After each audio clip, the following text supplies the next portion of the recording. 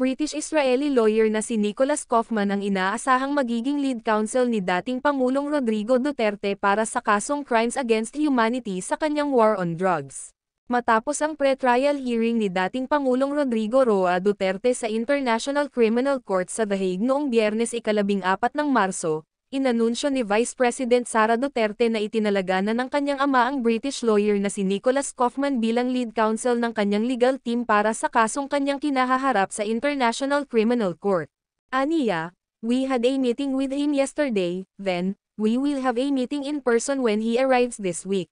Si Kaufman ay kabilang sa ICC roster of lawyers na makakasama ni dating Executive Secretary Salvador Medi Aldea. Inihayag din ni dating spokesperson Harry Roque na nagsumite na sila ng mga dokumento para payagang maging legal counsel ng dating Pangulo. Samantala itinakda naman ni Presiding Judge Julia Antoanella Moutac ang confirmation of charges sa ika-23 ng Setyembre taong 2025.